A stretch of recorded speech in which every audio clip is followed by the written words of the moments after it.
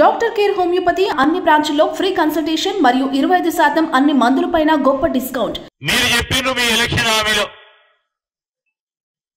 400కే LPG gas cylinder ఇస్తాన్నారు. మేము చెప్తే సామాజిక పెన్షన్ల భద్రతకు సంబంధించిన పెంపు చేస్తామంటే మీరు మాకంటే ₹1 పెంచేందుకు ప్రయత్నం చేసే మేనిఫెస్టోలో పెట్టారు. మేము రైతు భరోసా అంటే 10 సంవత్సరాలు మీరు చేయని అంశాన్ని దాని విషయంలో ఆర్థిక సహాయం పెంచుతామని రైతు బంధు ఆర్థిక సహాయం పెంచుతామన్నారు. రాష్ట్రంలో మీరు చెప్పింది 93 లక్షల బీపీఎల్ కుటుంబాల్లోకి ప్రతి ఒక్కరికి 5 లక్షల విలువైన జీవిత బీమా పాలసీ ప్రభుత్వ ప్రీమియం కవర్ చేస్తుందని చెప్పింది. సామాజిక భద్రత పెన్షన్ కు సంబంధించి 2016 నుంచి 5,000 వరకు చేస్తామని చెప్పారు. దీన్ని 5 ఏళ్లుగా క్రమంగా పెంచుతామని చెప్పారు. దివ్యాంగులకి 6,016 వరకు పెంచుతామని చెప్పారు. ఆరోగ్య బీమా కవరేజీని కూడా పెంచుతామని చెప్పారు. ప్రభుత్వం ఏర్పడిన 6 నుంచి 7 నెలల తర్వాత ప్రభుత్వం ఏర్పడ్డ తర్వాత పాత్రికేయ మిత్రులు యావత్ తెలంగాణ ప్రజలందరినీ కూడా కోరుతా ఉన్నా, వారు మేనిఫెస్టోలో చెప్పింది ప్రభుత్వం ఏర్పడ్డ తర్వాత 6 నుంచి 7 నెలల తర్వాత బీఆర్ఎస్ హామీలు కార్యరూపం దాలుస్తాయని చెప్పారు. 2018లో ఇంతకుముందు చెప్పినట్టు మేనిఫెస్టోలో పొందుపరిచిన తమ ప్రభుత్వం 90% సామాజిక కార్యక్రమాలను నిర్వహించడం జరిగిందని చెప్పిండ్రు. వాస్తవం ఎంత ఉందో ప్రజలు గమనించిన కనుకనే మార్పు కోరిండ్రు. మీరు చెప్పిండ్రు 2023 మేనిఫెస్టోలో రెసిడెన్షియల్ జూనియర్ కాలేజీలన్నిటిని కూడా డిగ్రీ కళాశాలలుగా మారుస్తామని.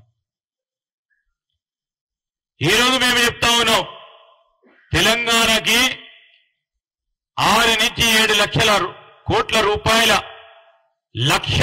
రూపాయలు అప్పులో ముంచి ప్రభుత్వాన్ని దివాలా తీసేలా బీఆర్ఎస్ ప్రజల సంబంధించిన అనేక సమస్యలను చెత్తబుట్టలో విసిరేసిన ఆ ప్రభుత్వం ప్రజలకు సంబంధించిన వారి సమస్యలన్నిటిని కూడా చెత్తబుట్టల విసిరేసిన తిరిగి ప్రజలు వారిని చెత్తబుట్టలో బీఆర్ఎస్ పార్టీని విసిరేసిన ఇంకా ఆలోచన లేకుండా మాట్లాడుతా ఉన్నారు. మేము ఇంతకుముందు అడిగినాం, ఇవన్నీ కూడా చెప్పి సరే 30 రోజులకే 25 రోజులకే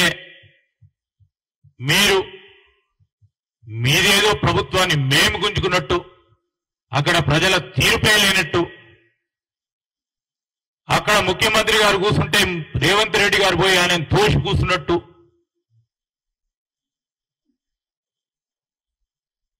ఈ విధమైన ప్రవర్తన చూపెట్టకుండా మీరు చేస్తా ఉన్న అనేక ఆరోపణలకు సంబంధించి మేము మేనిఫెస్టోలో పెట్టిన ప్రతి అంశాన్ని కూడా ఆనాడు కాళేశ్వరం ప్రాజెక్టుకు సంబంధించిన అవినీతి ఉంది,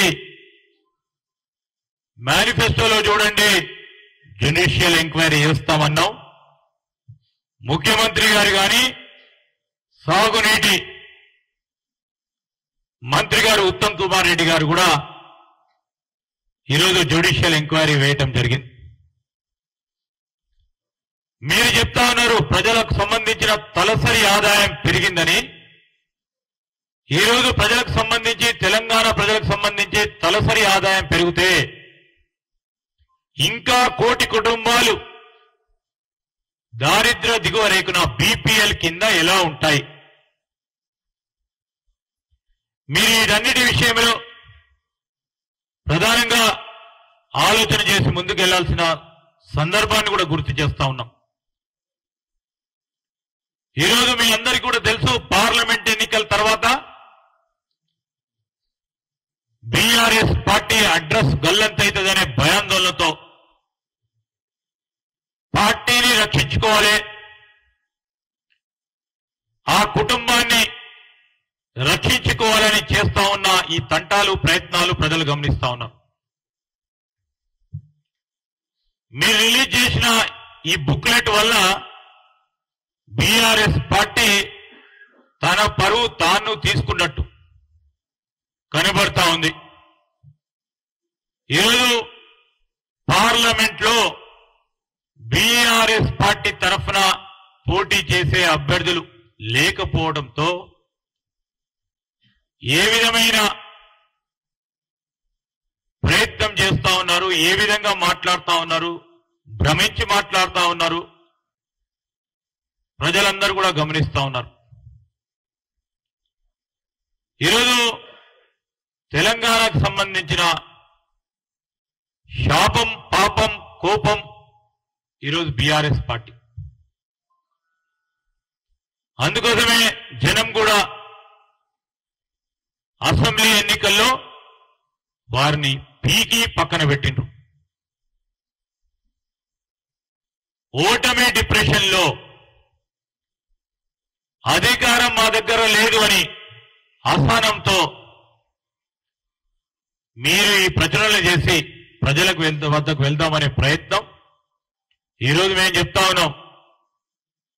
దేవుడు మా పట్ల ఉన్నాడు, ప్రజలు మా పట్ల ఉన్నారు. తెలంగాణకు సంబంధించిన పేదవారి ముఖాల్లో, సామాన్య ప్రజానికాని ముఖాల్లో ఈ 5 సంవత్సరాల కాలం పాటు ప్రతినిత్యం చిరునవ్వు చూడాలని చేసే మా ప్రయత్నంలో మీరు ఎన్ని ఇబ్బందులు పెట్టినా, రాబోయే కాలంలో మీరు ఎన్ని అవరోధాలు సృష్టించినా ఒక ప్రణాళికబద్ధమైన కార్యక్రమం తీసుకుంటున్నాం. ఆర్థిక క్రమశిక్షణతో మేమిచ్చిన, ప్రజలకు చెప్పిన గ్యారంటీలు, మా మేనిఫెస్టోలో పొందుపరిచిన అనేక హామీలని తప్పకుండా అమలు పరుస్తాం. 100 రోజుల్లో గ్యారంటీలకు సంబంధించి